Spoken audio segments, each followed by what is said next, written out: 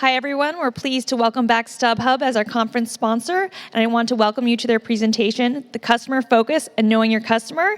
Today, it will be presented by Jonathan Lesser, Head of E-commerce Revenue. We'll take questions at the end. We'll have open mics in each of the aisles, so save your questions, and we'll get to them. And with that, I'll turn it over to Jonathan. How you guys doing? I'm really happy to be here. Thanks for having me. This is a pretty cool event. So I'm going to talk a little bit today about customer focus and knowing your customer and how you can use those as strategies to help maximize revenue. I'm going to talk through a couple different decisions and things that Stubhub has done over time in this area. And then at the end, I'm going to kind of tie that to what I see as a massive opportunity for sports and music content holders in the space and defining themselves in this way of knowing customers and using analytics to better define the customer experience. And then at the end, I'm going to try to leave some time to answer your questions about this subject or anything else about the industry or Stubhub you want to talk about. So let's dive in. Why have a customer focus?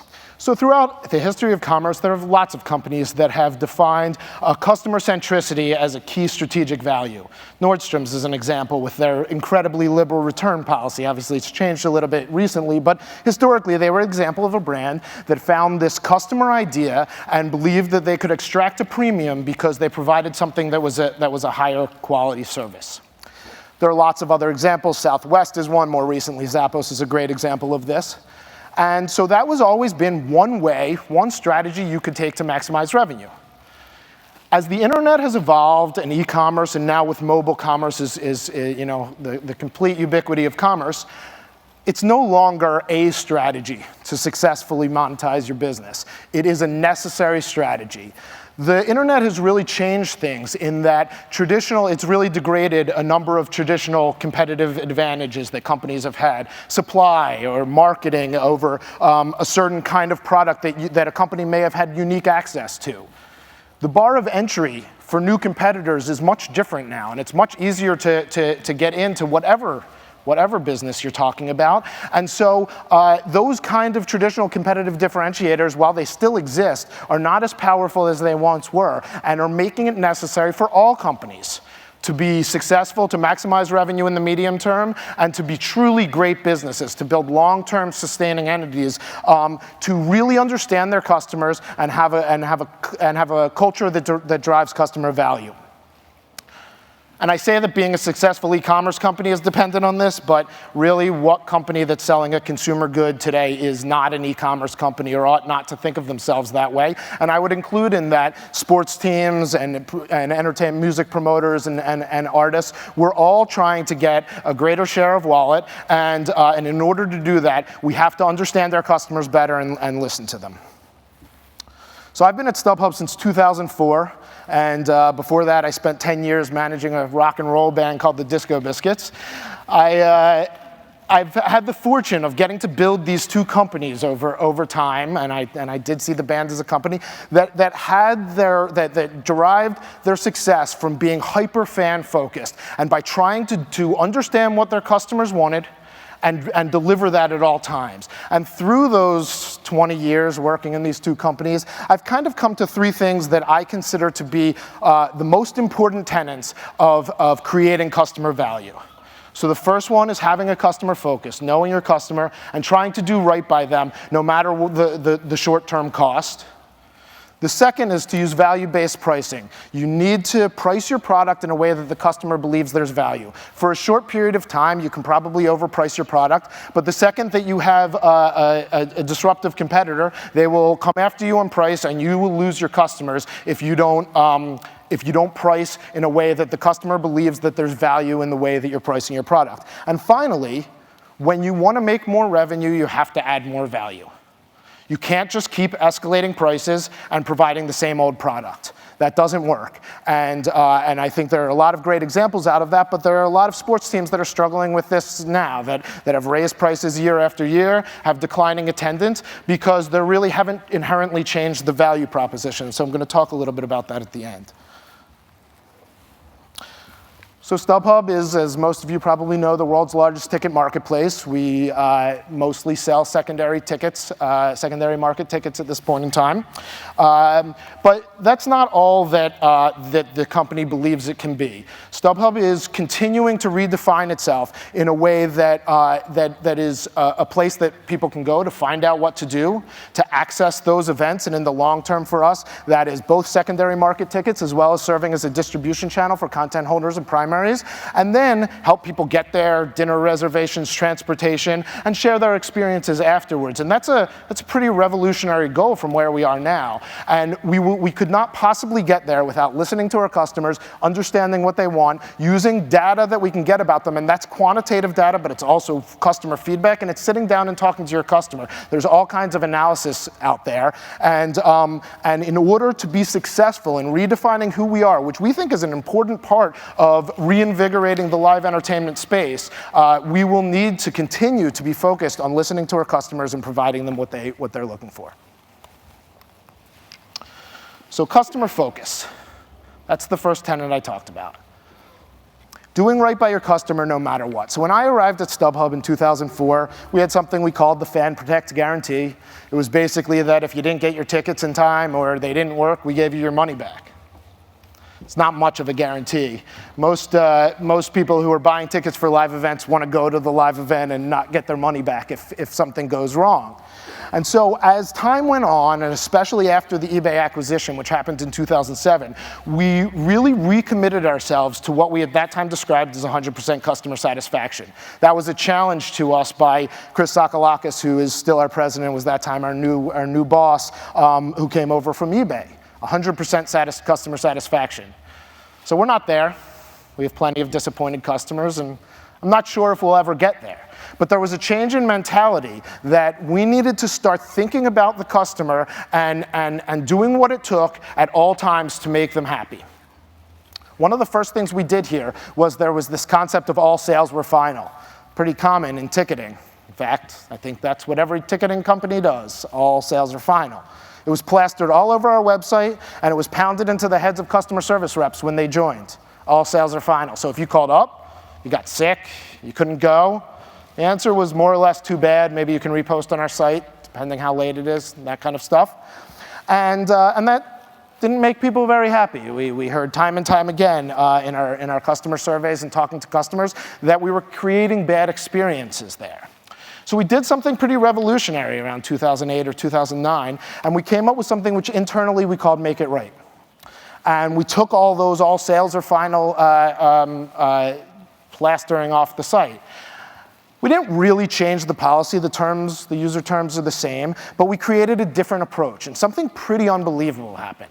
We saw Net Promoter Score, our method of measuring customer satisfaction, start to skyrocket, and more importantly almost, in lockstep with that, our employee satisfaction, the satisfaction of our employees who talk to customers every day, went through the roof. Soon after that, we earned the best place to work for our call center in the state of Connecticut, and we found that our customer service reps, when empowered to do the right thing by the customer, and we didn't give money back all the time, but it was really just a change in mentality that we started to teach our people that you need to get on the phone with this customer and figure out what the right solution is. We don't get there all the time, but that's what we strive for. And we really try to empower our employees in customer service and everywhere. We all consider ourselves in customer service, to figure out how to make each customer happy at the local level. And then those of us that work on either strategic or product areas of the business, how do you do that in aggregate? How do you try to take the data you can get and make each customer happy? So every corporate culture has their hero stories or kind of outstanding examples of these things. For me, one of those examples happened in the 2011 BCS game, Auburn and Oregon. Two teams that hadn't been there for a really long time and have really big fan bases. And so you see in this chart on the bottom right, on the green line, that's the average of a number of years of BCS prices and what they did relative to time to event. They generally kind of start off kind of high, fluctuate for a little bit, and then go down close to the event. Well, 2011 was different, as you can see by the orange line. Prices started low, and they just kept going up. About a week and a half, 2 weeks before the game, we realized we had a pretty big problem. A lot of our big suppliers, big sellers of tickets, had contracts with either colleges or corporations that were going to give them tickets, and they had them contracted at a certain price, $500, $600, but the market value was $1,800 or $1,900, and a lot of those suppliers backed out. And I'll never forget walking into a leadership team meeting and saying to the group, and Chris, we've got a problem. We're not going to be able to get everybody into this game. I think it could cost us $1 million, and I don't even know if I could do it if that was the decision. And we spent a lot of time in that meeting talking about a lot of things, as you can imagine, mostly how we were never going to land ourselves in this situation again, and we've been pretty successful with that. But one thing we didn't spend any time on was how we were going to handle our customers. The message was very clear. You're going to get every customer into the game. I don't care what it costs. And we did. We actually, at one point, made an offer to our buyers that we would pay them 3 times the amount of money that they had bought their tickets for if they didn't want to go and would give us their tickets back. And in the end, it cost us nearly $4 million, straight to the bottom line. But we got everybody into that game. And most people didn't. This was not a Stubhub problem. This was a secondary market problem. There were touring companies that went bankrupt as a result of that experience. And we got this unbelievable press. I was there, and everybody knew, the customers knew, it was all over the news what had happened with the tickets. And putting tickets in each customer's hand and watching the experience and hearing their thanks, I know for sure, I can't exactly measure it, but we got our $4 million out of that. And we learned a lot of really interesting things. One is that you have to do this no matter what. You've got to take care of your brand. And the other is, you got to make sure you don't land yourself in situations like that so you don't have to spend that money. But when you have to make it right, you have to spend the money. Another example is the way that we handle our fee disclosure. So since the beginning of time, 2002 or so when Stubhub started, Stubhub, like every other ticketing company out there, progressively disclosed fees. So you'd come onto the event page, you'd see something was $100, you'd go through a couple steps, and then you'd get to the last page and find out, wait, it's not $100, there's actually a 10% service fee, and there's delivery, and actually this thing I was going to spend $100 on actually costs $121.95. People didn't like that very much, and we heard it time and time again for years and years. No bullshit service fee on checkout. You know it's a devious trick. And we did. We didn't feel real good about ourselves. So again, we made an executive decision. We didn't have a lot of data other than what our customers were telling us, but we made a strategic decision that we were going to end the practice of progressively disclosing our fees and surprising our customers with fees at the last step. It was difficult, and we didn't quite know how to approach it. We didn't quite know what the impact was going to be. So what do? I was kind of asked to lead this project, and so we set up a test, like any good company. And we were used to testing different product experiences, and so we took 30% of our traffic and showed them what it looked like if all the fees were bundled in, and we told them that, 30% of where we did it, but we didn't tell them, and we left 40% as a control. Business-crushing results. Conversion went down 10% or more. And of the 90% of people who were still buying, they were spending almost 8% less on their tickets. When we extrapolated this across the business, we believed we would lose half of our operating income immediately if we implemented that. More importantly, it was a disaster. Sellers were confused. They were landing on an event page. They had no idea which one was my ticket. They had priced it at something, and now it looked different. And sometimes they would get a different experience if they used a different device. And so they were really confused, and they started changing prices around. It was supposed to be a 2-week test. We ended it after a week. But we learned some really interesting things. The first was we had framed the bottom end. We now knew that this was a serious issue. We were still committed to it, but we better be really careful as to how we implement this because the results to our business could be really detrimental. And second, and really importantly as we move through the process, we learned that traffic-based tests, the way that an analyst loves to test things when they're testing one experience versus another, don't work for pricing, and definitely don't work for pricing in a marketplace because people lose their grounding and they get confused. And so we put a team together. Now we brought in a little bigger team. We had a business owner, we had an analytics team, we had a product team. And we started to think about how we could test this stuff. And it's hard in our business because when you start to think about forecasting what an event would do if you didn't change something, there are a lot of variables, and a lot of them are beyond our control. We understand them relatively well, but we can't mathematically explain what they do in our business. And so if you give another experience and the team goes on a 6-game winning streak or 6-game losing streak, it's not really clear how much of the delta to what you thought was going to happen is due to the fact that you made a change and how much is due to external variables. So we really spent almost all of 2012 trying to figure this out. And we settled on a lot of different tests. A matched pair analysis where we were grouping sets of teams, usually one test with a couple of controls, and we did the work to give them different experiences and compare them to one another. What was really interesting is what we came out with was probably less statistically significant data in terms of the fact that we now had this wonky thing where we were comparing how one team was supposed to do against another team.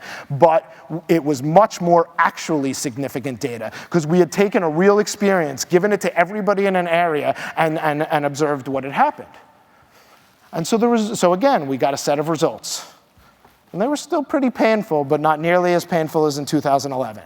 The first thing we found was that expected value of visitor, which is essentially how we look at the combination of conversion and price, was down about 9%. That's a lot, but a lot less than in 2011. Way more importantly, we started to see the upside, which we hadn't seen in 2011. So I'd call your attention to the bottom row of this slide.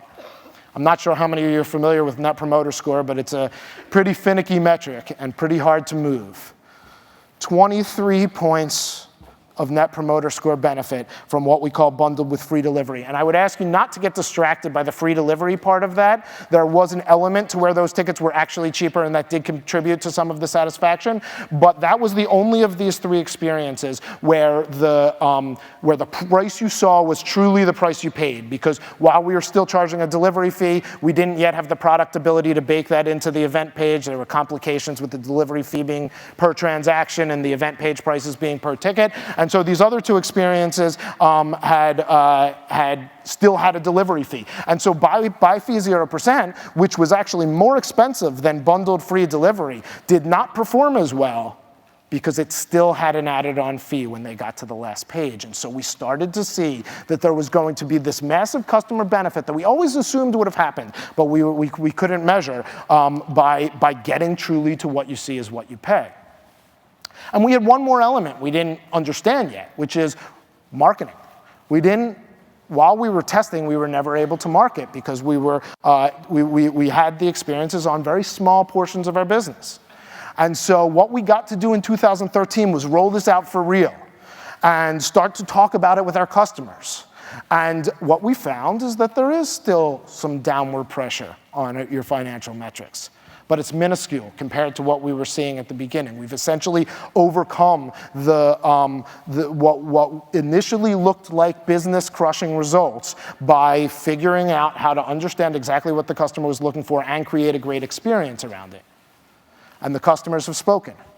10 points of Net Promoter Score, and so the first one was a test in a small area. This is across our business. Massive, massive uptick. And we hear what they say. You fixed the main thing that bugged me, which was the surprise service fee. I love the new fees included feature. That really changes the way I look for tickets. Thank you. We had changed shopping behavior.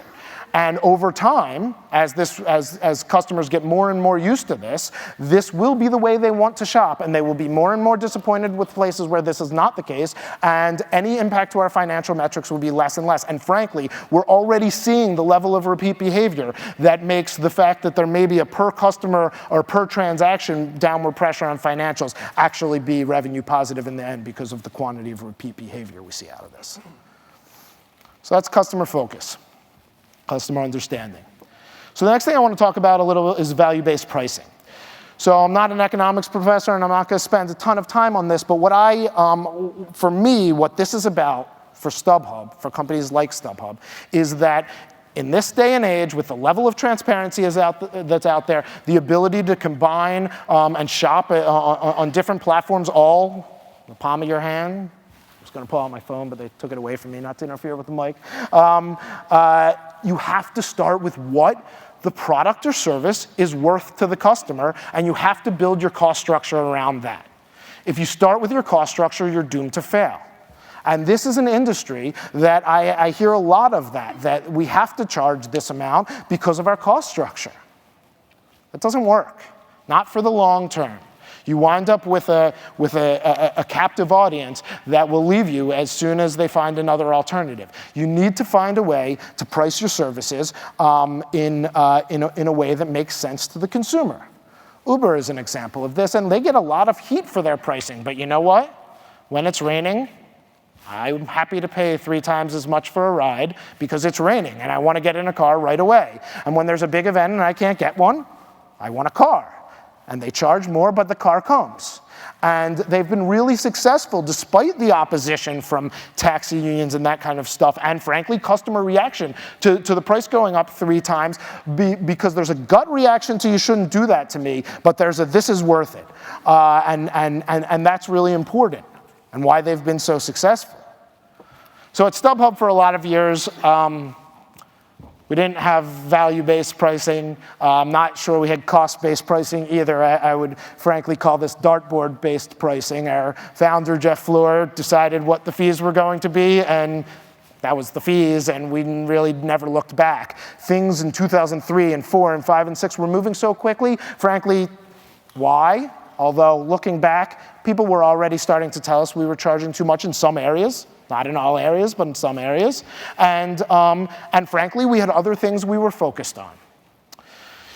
So we had this flat fee structure that we kind of pulled out of thin air, 15% to the seller and 10% to the buyer. But as time evolved, a couple things happened there. The first is all-in pricing happened. So there's a gentleman named Chris Dankberg who used to work for Stubhub. He's actually out here today, who was working on all-in pricing for a couple of years. And he had a way of talking about this that I really liked. And the way he described it was there was always a little bit of magic between that 10% and 15%, where neither customer ever felt like they bore the full brunt of our totally loaded fee structure. And sellers priced their ticket for $100 and got $85, and didn't think about the fact that the buyer actually paid $121.95. And buyers saw the $100 and they paid the $121.95. And there was something about that made neither customer really appreciate the full cost of what we charged and what we did. Not a great reason for them to be satisfied with it, but it was a little bit of magic. All-in pricing destroys that magic. All of a sudden, the seller needs to know exactly what the buyer's going to pay in order to price their tickets, and the same seller who was perfectly happy listing for $100 and getting $85 was starting to crush us over listing for what they now perceive to be $121 and getting $85. We were charging the same thing, but the perception changed massively. In addition, there are parts of our value proposition that are becoming commoditized. For the Boston Red Sox, you can post a set of tickets. You can go into your season ticket account, click a button, and price them, and they're posted. And then when a buyer buys them, we cancel that barcode. We give the buyer the brand new barcode, and that's that. For the Boston Bruins, Ticketmaster has the same integration, and we do not. Yet we charge the same price in both of those instances. Probably not the right thing to do. Probably not value-based pricing, a fee which is commensurate with the service you're providing at the particular intersection. And so we really had to start to think about how to change this. And it's hard for us. We had spent 10, 11 years with the same pricing structure. So we put a team together. I created a pricing team in May. It was the first time there's ever been anybody specifically dedicated to pricing at Stubhub. We started to test little things, and all of a sudden, we realized that we had some real challenges. The two-customer problem, unique to the marketplace situation, is hard to solve. You start changing fees, and people get confused, and you've got sellers who need to price and buyers who need to buy, and it became really difficult.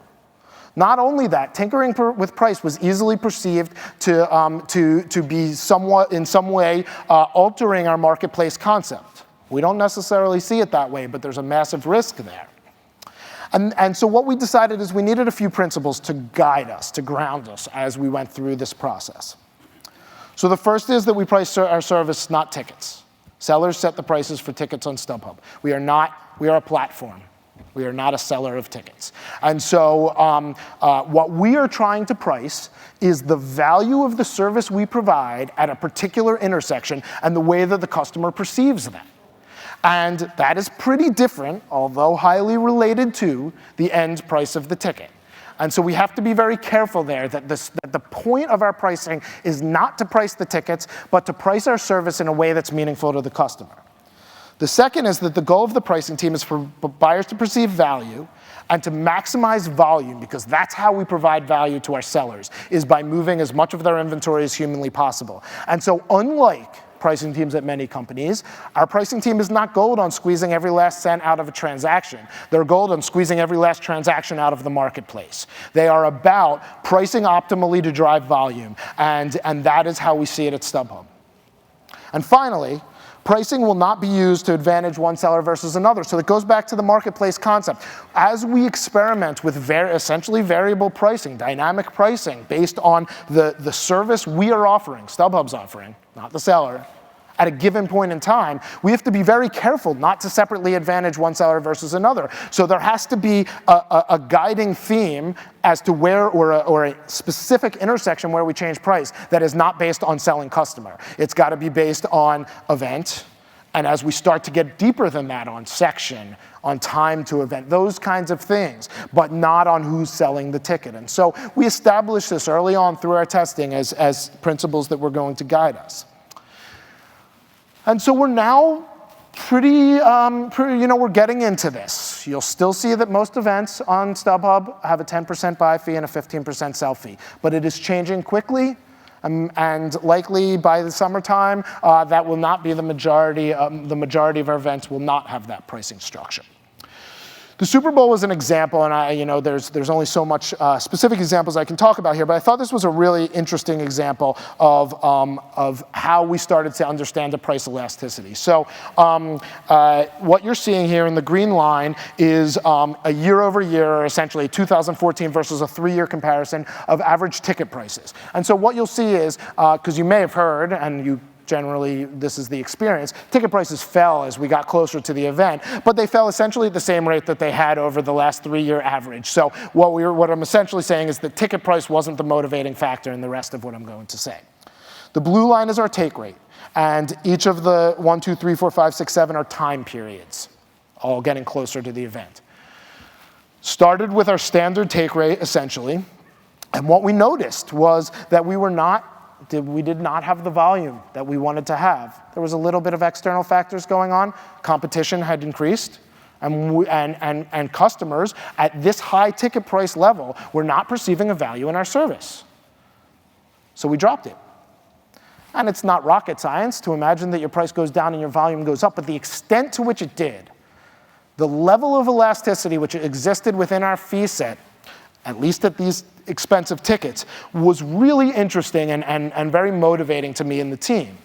When we dropped it, the transactional volume not only went up, but it shot up. It was noticeable almost immediately looking at sales. That was pretty cool. And then when we turned the price back up, the volume went back down. And so it was exactly what we expected to happen. But what we found was that it happened even more kind of like the theory would tell you it would than we thought it would. And more important than that, at least at these high ticket prices, with massive reduction to our take rate, we were actually able to be revenue positive. So we did enough incremental sales to pay for the fact that we had reduced our take rate by close to 50% for some of these time periods. And that's pretty exceptional and gave us a lot of motivation to move forward and start to figure out how will that play out. So that's how it worked at $3,000 tickets. How will it work at $300 tickets? How will it work at $50 tickets? And that's what we're in the middle of right now. But what I can assure you is Stubhub will never again have a flat fee structure. It will never again be the same price for buyer and seller across every event, because we provide a different value at different events. And we have to try to optimize our service fee for the value we're providing at a specific intersection, and that's how we can deliver the most customer value, maximize revenue in the medium term, and build a great and sustaining business for the long term.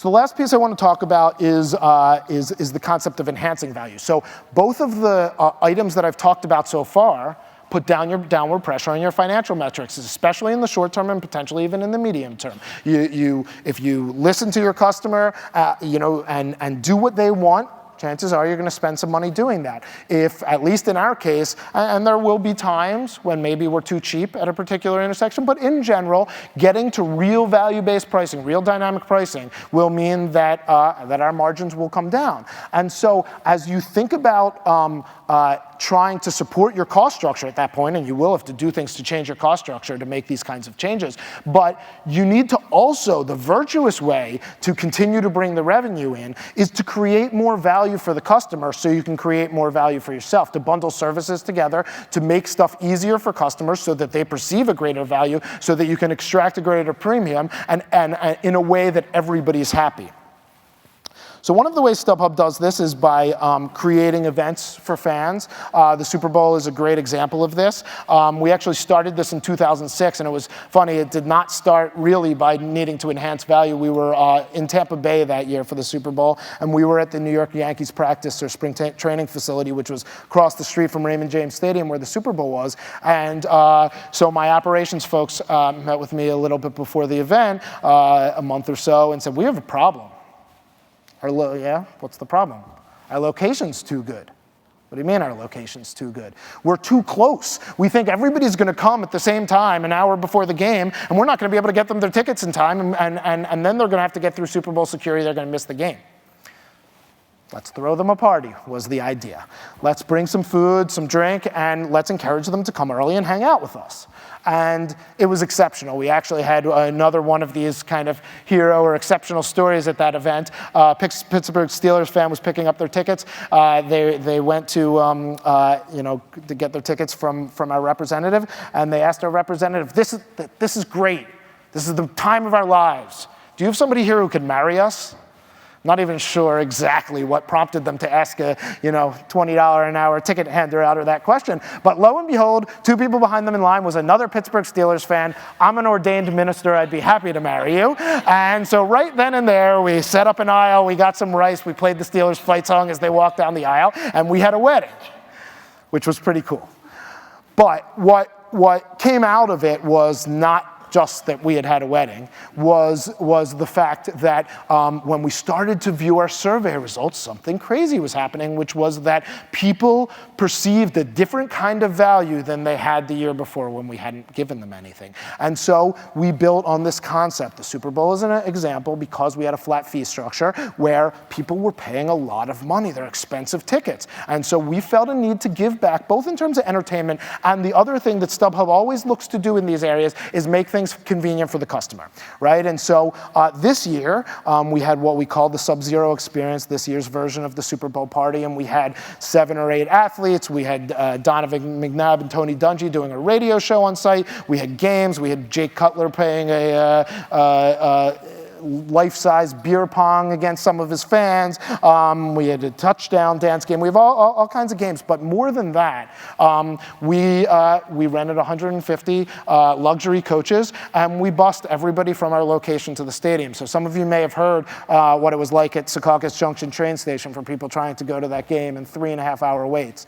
Not if you bought from Stubhub. You got bussed directly into the game. It took about 15 minutes. And so, these kinds of things cost a lot of money, but they also create a lot of value. And this is what our customers keep telling us. 24% of our customers who bought Super Bowl tickets this year had bought a Super Bowl ticket from us before. That's outstanding. And when you look at the results of top 2 boxes and top 5 boxes in terms of how people value this experience, it's massively positive, 80, 90% positive. And people year in and year out are spending more time with us at these parties. And most importantly, what they're telling us is it is radically changing their desire to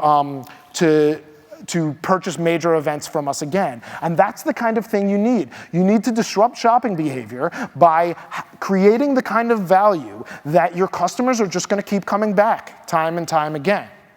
And that's the opportunity. I wanted to give one other example of this. There's a company called CID Entertainment. We work with them. They help us with their Super Bowl party, and I've known these guys personally for a long time. They run artist VIP for big bands and music festivals. And what I love about this company is they will absolutely say no, and they're a small company. It's hard for them to say no sometimes, but they will say no to any artist, any sports team, anybody who wants to call something VIP, charge $100 for it, and give somebody a T-shirt. That's not, they do not believe in those kinds of events. They believe in real value. And so they do backstage events where the artist will come and do 2 acoustic songs for a small group of people before the event, and they'll get a special laminate and merchandise and that kind of stuff. But it's really about creating something that's not a tack on, but real customer value. And you can see that their sales in kind of this space are going up massively over time. And what's really compelling about it is these artists that work with this company are starting to come to them and say, what can you do more for us? Because these are artists, a lot of them, that like to keep ticket prices low. That's an admirable thing.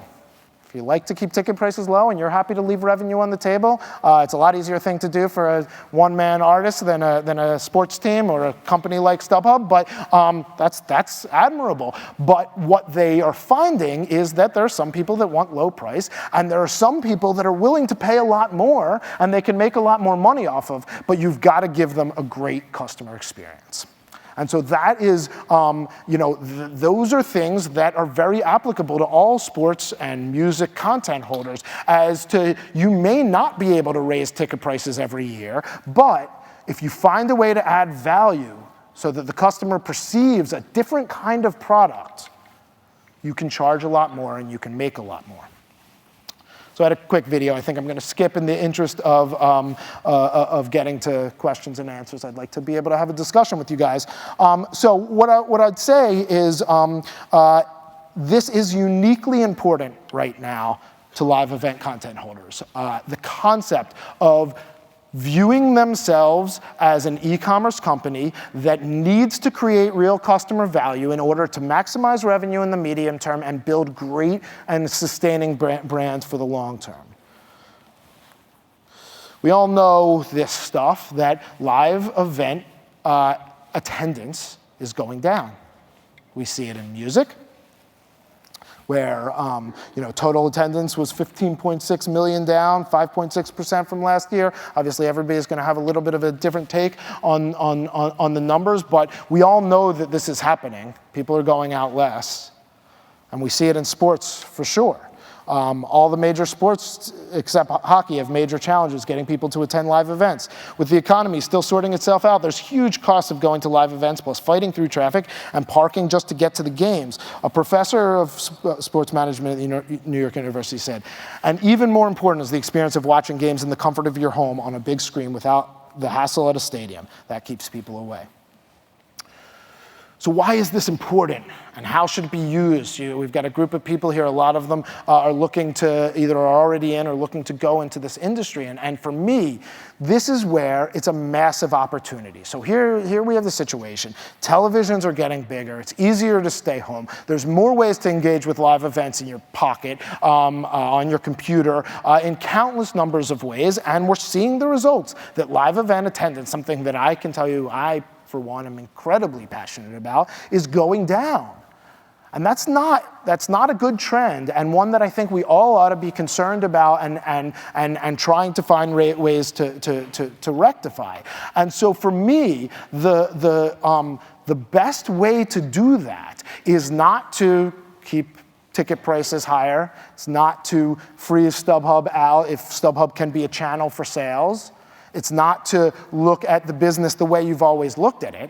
It's the opportunity is to reframe the conversation and think of how to get more people into the event, kind of regardless of where what they pay, and frankly, in some ways, regardless of where they bought the ticket, in order to build up the brand.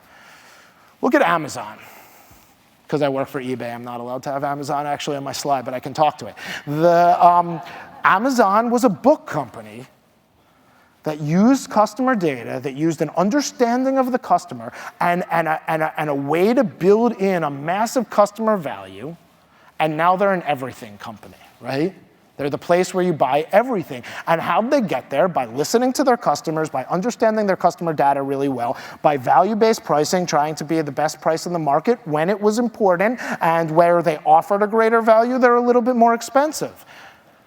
When you think about the opportunity for a sports team, and I'm not saying a sports team should necessarily be selling refrigerators, but you start to think about some of our most loved brands, but that is changing over time as people are perceiving a lot of, and it's definitely not all, there's some very forward-looking entities out there, but perceiving a lot of live entertainment as cost-based, unfair pricing that they don't perceive the value in. They're essentially hostage to the brand. And that means live event attendance goes down, and it's really only a matter of time until that translates into a more broad-based lack of interest overall. But these are companies that we love, entities that we love. And when you think about the opportunity for them to take a real customer-focused concept and listen to their customers and give them what they want, even when it's short-term economically irresponsible, who establish value-based pricing, who make sure that they price their products in a way that the customer perceives value, and who, when they want to make more money to support their cost structure, find ways to enhance that value, to provide more products, to provide VIP experiences, or to provide other in-game opportunities, and to bundle services together in a way that the customer provides real value. The opportunity is endless. You can really change the way that the game is played. And so I would encourage people to think about that and to think about the lessons of customer focus, customer centricity, and what that's done for Stubhub over time, and how that can be applied to a lot of different businesses, but specifically to think about how it can be applied to sports and music content holders, and the massive economic upside, the massive revenue upside that can be at the end of the tunnel for them. So that's what I have. I wanted to, I have a perfect amount of time. I think we have 20 minutes left, and I think there are a couple folks roaming with microphones. Happy to answer questions about this or anything else Stubhub or industry related. Hi. I personally feel that a team's business and Stubhub's are fundamentally different in that Stubhub's cost of goods sold is essentially non-existent, whereas teams have to pay the players. So is this really an apples-to-apples comparison between what Stubhub's doing and what teams do? So no, it's not apples to apples, and absolutely. So when that's why I talk about when we think about what we provide, it's a service. We're a service entity. We don't sell a hard good, essentially, even though the customer gets one at the end. And so no, I don't think it's apples to apples. But what I guess I'm saying is I think there's a lesson there that I think by viewing themselves, and trust me, there are plenty of teams that are already kind of down this path, but viewing themselves the way an e-commerce company that doesn't have an installed customer base, that is just there because they love that team, that if you start to view it that way, that you will maybe make a little less money in the short term, but your ability to build the brand will open up revenue streams for you that don't necessarily exist today. And so to me, that's the relationship. I definitely agree that the businesses are very different. And I guess what I'm trying to say is this is the way all businesses, at least any business that thinks of themselves as an e-commerce business, and really what consumer company is not an e-commerce business at this point in time, this is how I would advocate that all e-commerce companies think about their product, and the application will be different as you get from industry to industry.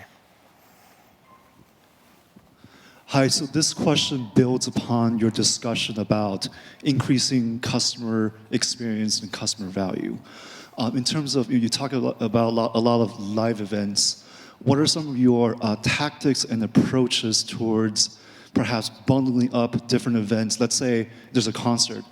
Perhaps bundling up a pre-concert event with an after party with a concert, and also in terms of we look at if it's a sporting event, etc., looking at the value chain from merchandising towards the actual sporting event towards athlete signatures after events? What are some of your approaches and tactics towards this bundling approach? And so are you talking specifically for StubHub? Is that? That in general as well. So yes to all of it, I guess I would say. So the approach is that if you can create critical mass in any of these areas, and that can apply to a tailgate party. If you and me want to go to the game and tailgate, we're going to spend a certain amount of money on putting our stuff together, and we're going to have to do a lot of effort, right? We're going to have to cook and that kind of stuff. If the two of us combined with 50 people, now probably for less money we can hire a cook and do it a lot nicer. And so the same thing applies at greater and greater scale. You've got to think about where you can put scale together to create something that gives somebody access to something either at a lower price or that they couldn't have had access to anyway. So a tailgate party is something that happens at a lower price. You add an artist to that, you add a team member to that, and now it's something that they couldn't have gotten anyway. And so I look at it as a way to create value both for the company, because you can bundle this together and start to make more money, but then for the individual in terms of getting something that they couldn't have had access to or would have cost them more money anyway. And so from the StubHub point of view, we don't generally have access to artists or teams or anything like that. So we really see this as, there are two parts of it that are most important for StubHub. The first one is convenience. So where can we make it easier for people to get through the live event process? And that can be as easy as directions, information to where they're going, but much more important when you talk about value-added services, it can be transport to the event, transport from the event, the ability to click through on StubHub and make dinner reservations at a close location. And so convenience is one of them, and then engagement is the other. Turning StubHub into a platform where people can talk about their live event experiences, people can interact with each other and share the beauty of what I imagine most of us in here feel is going to live events. And so for StubHub, we look at how we can put people in an easy way to enjoy the things they love and then to share them with their friends is basically how we look at it. I'd actually, first I'd like to compliment the way you framed all this and the illusion of continuity build on the previous two questions and connect it to something that you began with. You did some very interesting pricing experiments, much to your horror as to some of the results. And here you are, you're talking about how StubHub's value proposition moving from selling tickets to providing a service is evolving. What I'd like to know is, how has your philosophy of experiment and test changed as you've tried to evolve your definition of what service and value for the customer means as you explore these different bundlings? The classic thing is you do conjoint analysis, but I'm thinking you're being a little more rigorous in your thinking than that. So what's the way your experimentation and testing philosophy and practice has changed? Yeah, so there's probably a bunch of different parts of that. One, before we get into kind of anything technical at all, we've gotten a lot more aggressive. So that, that's part of it. We spent a lot of years kind of nibbling around the edges and have now made a decision that we need to move with this quickly. The concept of what we did at Super Bowl is not something that we would have been palatable even 2 years ago. And it's not because of any change in the kind of financial dynamic of the company. It's because we now believe that we have to get to providing real value in order to continue to grow the business the way we have for the last 10 years. That said, we struggle a lot. I'll tell you that. And it's really around this concept of how do you know what was going to happen had you not made a change. The example I give. I usually use the Yankees. I'll use the Red Sox because I'm here. Is I can cut prices on the Red Sox, and I can't even, so we ban people here too. But I could cut prices in Red Sox, in theory, in half, and I could 5x volume. And I could be running around the office saying, look at all the money I made. And my CFO can turn to me and say, are you crazy? The Red Sox are on a 10-game winning streak. All you did was give up margin. And so that's a simplistic version, but we have that conversation a lot. And we are trying to figure out how to be better at this. And we've made some steps by really kind of bringing some heavy hitters into looking at how you try to quantify all the variables, weather, pitching matchup, team, where you are in the season, how hot the team is, where they are in the standings. But I guess the simple answer I will give to your question is those things, as much as we spend a lot of effort and money on trying them, and this will be to the chagrin of some of our folks, have not gotten to a point where I believe that they're better than my gut instinct on what happened. So we do honestly use a lot of the best statistical analysis we can do, and then we get a bunch of people who understand the business really well, and we take a shot at understanding what had happened, and then we iterate from there. And that's where this is related to the fact that we take a lot more risks than we used to, because if we sat around and tried to understand the exact elasticity curve of our business, we would never get there. We would sit there with a 10 and a 15% fee and 0.25% of our business in testing forever. And so we made a decision in the middle of last year that wasn't who we wanted to be and how we wanted to go down. We are going to throw stuff out there. We're going to see how it performs. We're going to do the best analysis we can.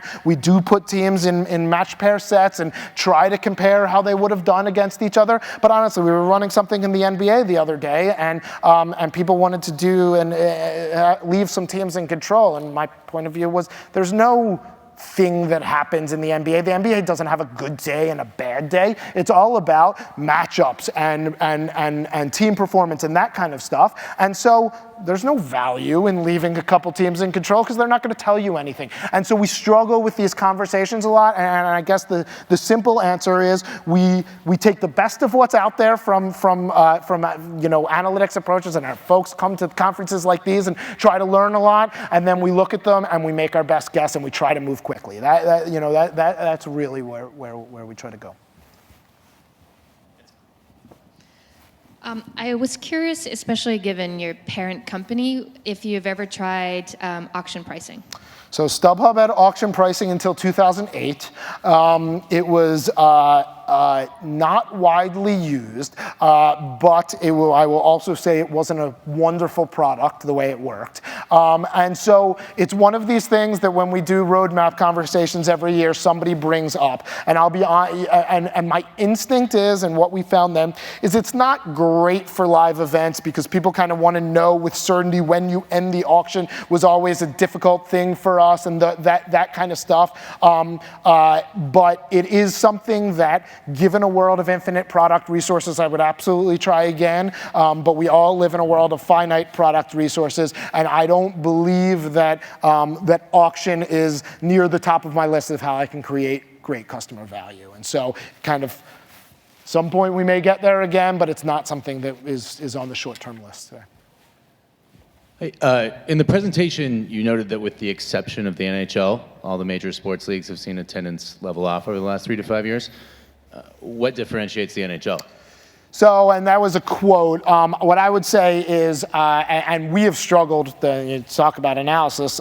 So this is the first time in 3 years that the NHL and NBA have played full seasons combined with each other. And that makes year-over-year analysis really hard. So, and then we had, the first half of the NHL season where we were lapping the strike, and so we had no comp. And then the second half where I think obviously this is Olympic space, but I think the stat was that 50% of the NHL season happened in February last year, and in this year 5% of the NHL season happened in February. So you can imagine our month-over-month numbers are hard to analyze. And so what I would say is I don't necessarily believe that the NHL is that different than the rest of these. I will say that there is something there's a little bit more consistency when we look at NHL sales. NHL fans seem to go a little bit more, whether a team's playing well or not, than other sports, with football as an exception.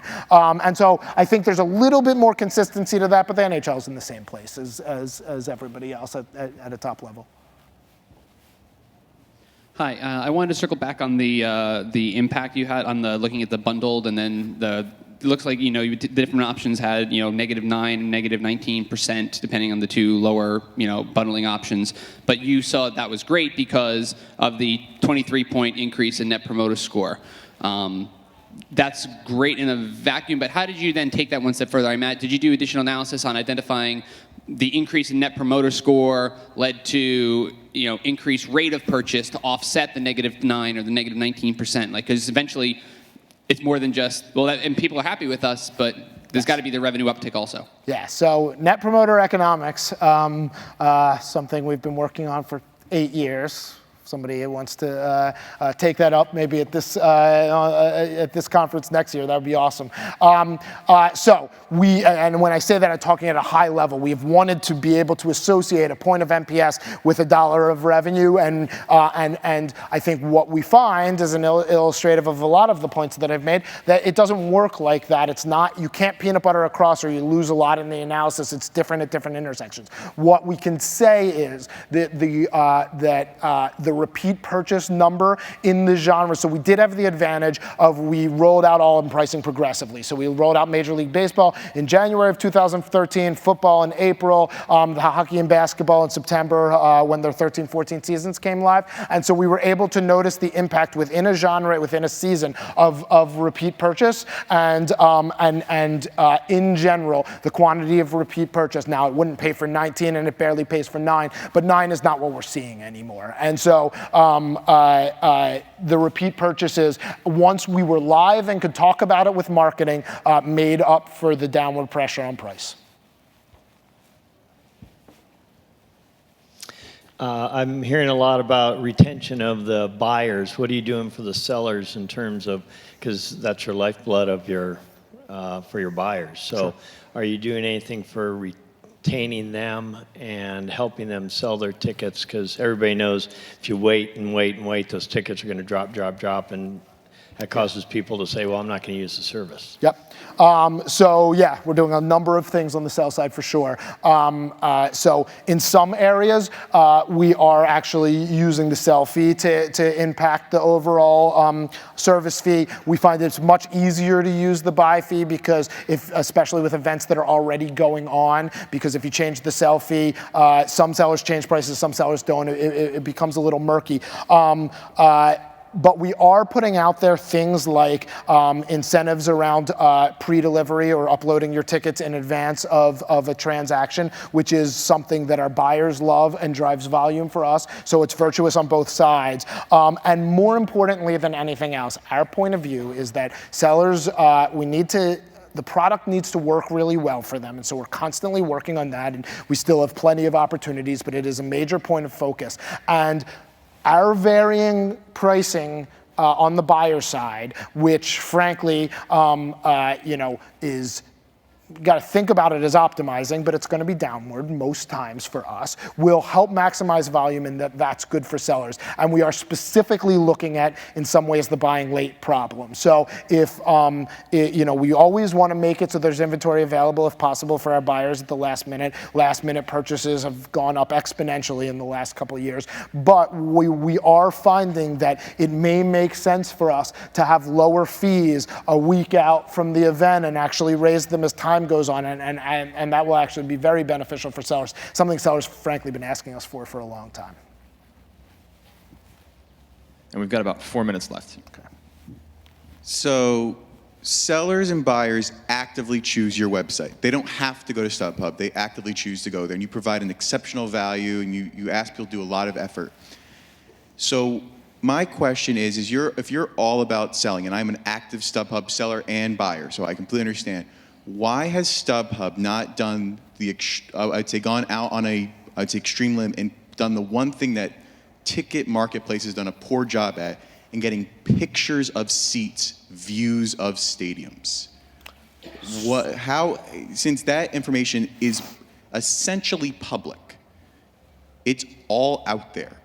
And this is more of a general Ticket Marketplace question, and to StubHub specifically because they have like vast inventory. Where does the next service extension go? I mean, I'm thinking of pictures of seats so viewers can see what you're actually going to purchase rather than blindly saying partial view, whatever. So where is that next service extension?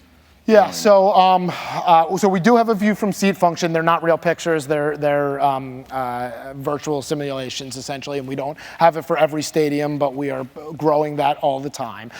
It is view from section, not view from seat, and there's an important distinction there. But view from seat, when you think about the quantity of venues and the quantity of seats, is very difficult. There also are some rights issues there. The publicly available thing is dodgy in some circumstances and depending on our relationship with the content holder. What I would say to your question more generally though, and we are heavily focused on this, is the best thing we can do for our buyers and our sellers in general, except for when a seller has a seat that may look better than it is, and then our obligation is to try to be clear about that, is to provide as much information as humanly possible about what the value of a particular seat is. And that value is subjective in a lot of ways, and so we're actively trying to get buyer information about preferences so that we can surface the most relevant recommendations for them. Some people want to be in the front row, some people want to be close to the bathroom, some people want to be close to the beer station, some people want kid-friendly, or whatever the case may be. And so the more information we can provide to our buyers, the better marketplace that we can provide, and so that's what we strive to do. Do we have time for one more? Yeah, so this is a StubHub question that I think relates to teams as well, and it has to do with the enhanced value experiences like the Super Bowl and stuff. Have you been able to, because that takes a hit to margin, obviously, for those events, have you been able to prove out the increase in lifetime value of those customers through the cost of those experiences? So what I would kind of throw that back to the question there. I can see increase in repeat rate. We do not have a specific lifetime value metric that we feel great about right now, and we spend a lot of time on it, and so it is a point of focus. And so what I would say is I would put that in the area of the gentleman's question earlier, where we do a lot of analysis on it, and we have some very promising numbers, but I do not believe that they fully represent something that I can feel comfortable calling a good CLV metric, but we do spend a lot of time on it. Done? Okay, thank you guys very much. I really appreciate you having me here, and have a great rest of the day.